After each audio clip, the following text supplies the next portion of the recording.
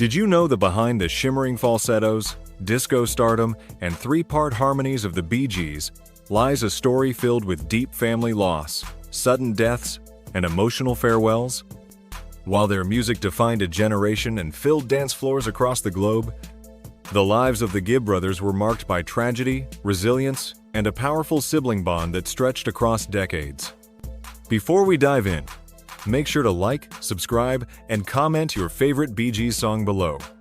The Bee Gees were formed in 1958, when brothers Barry, Robin, and Maurice Gibb, born on the Isle of Man and raised in Manchester, England, began performing together as children.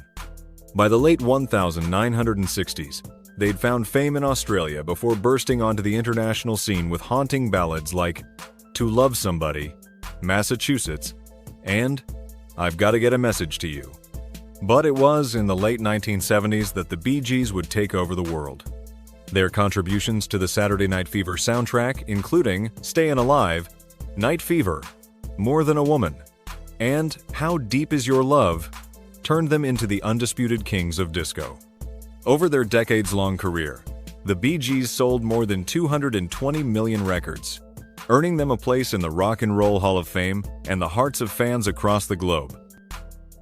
Today, only one BG remains: Barry Gibb, the eldest and the unmistakable falsetto voice that helped define a generation.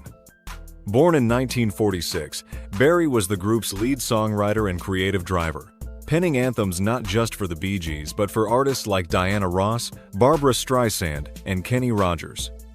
After losing all three of his brothers Andy, Maurice, and Robin, Barry has kept the Bee Gees' flame alive.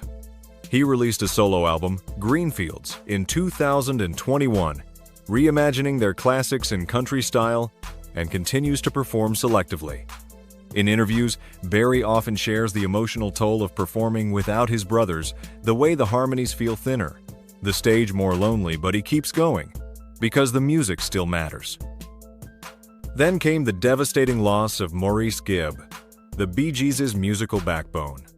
Born in 1949, alongside twin brother Robin, Maurice was a multi-instrumentalist, arranger, and the band's quiet stabilizer. While Barry and Robin often stood center stage, Maurice made the magic happen behind the scenes.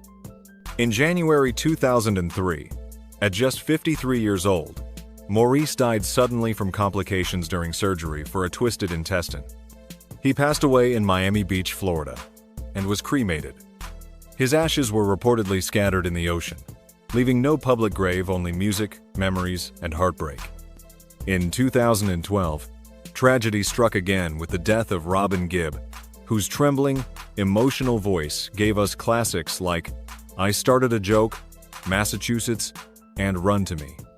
After Maurice's death, Robin carried the Bee Gees banner alongside Barry, continuing to perform and preserve their history.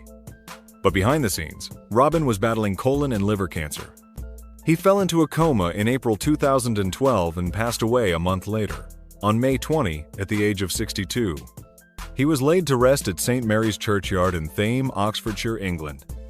His gravesite remains a place of quiet pilgrimage for devoted fans, marked by simple beauty and timeless gratitude. But behind the glitz was a family band whose story became one of heartbreaking goodbyes.